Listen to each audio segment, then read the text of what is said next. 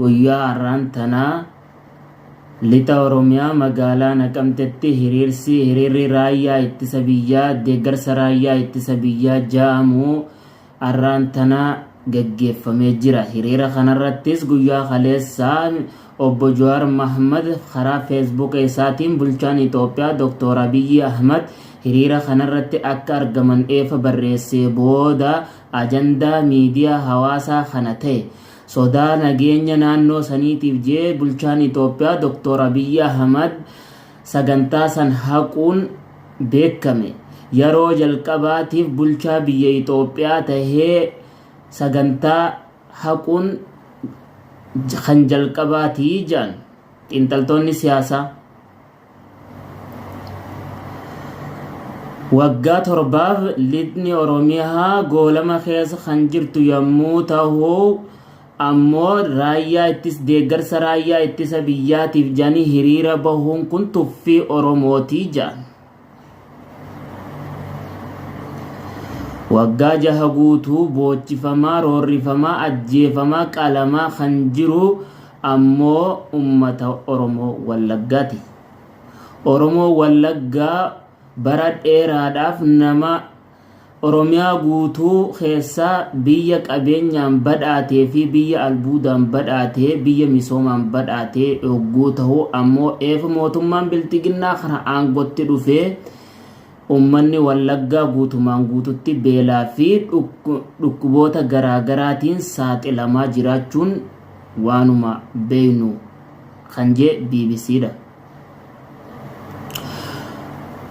Hiriirri deeggarsa raayyaa ittisa biyyaa kun humnaan kan baafame yommuu ta'u gara fuula miidiyaa mootummaatiin ammoo fedhinnaadhaa jechaa jiran.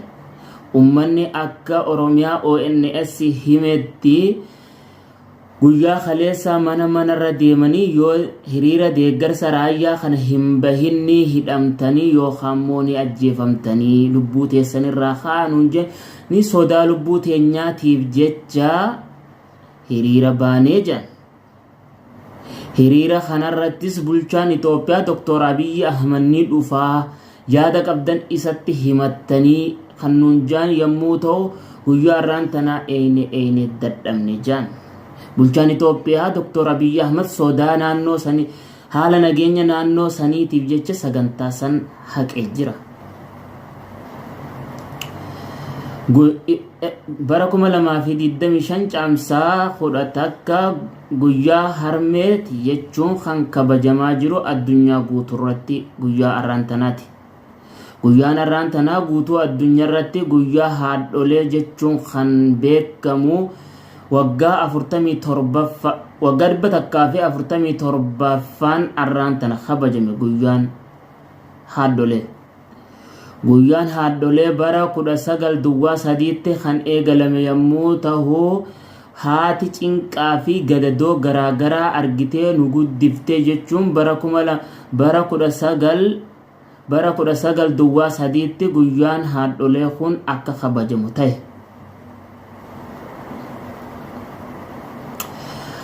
Faallaa kana ammoo Oromiyaa golaawwan adda addaa keessatti harmeen Oromoo ajjeefamaa ilma kankeettu bosona jira jettee hirijaanii hiraarfamaa kan jirtu yommuu ta'u ummata Oromootiif guyyaa gadda haadholee Oromoo jechuun beekama akkana jecha miidiyaa hawaasarratti waliif qoodaa jiran.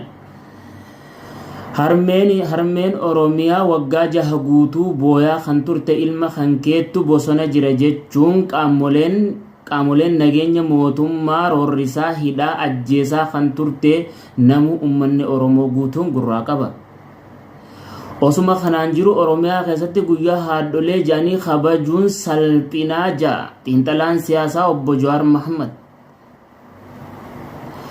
Haadholeen addunyaarratti kabaja qabdi.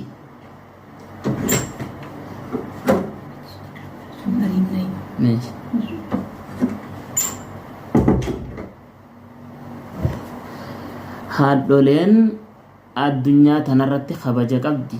Haadholeen ji'a 9 guutuu garatti nu baatanii haga umrii waggaa 15 geenyutti itti gaafatama fudhatanii kan nu guddisan yommuu ta'u guyyaan tokko qoftiin itti xiqqaataa jira.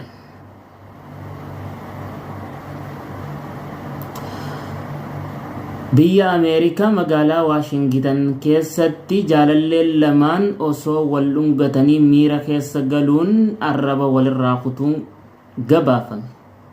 ajandaa miidiyaa hawaasaa kana kan ta'e guyyaa kaleessa jaalalleen lamaan magaalaa Waashingtan DC keessatti osoo wal dhungatanii miira keessa galuun arraba jaalallee isirraa kutuun waan addaa tahee gabaafame. kanaanis jaalalleen isii dubartoota isii gubbarratti oofuun kan kee miira keessa galchitee arraba irraa qurxum gootee achitti dhiiftee biraa baduun poolisiin magaalattii Waashingtan DC to'annarra jiraachuun gabaase.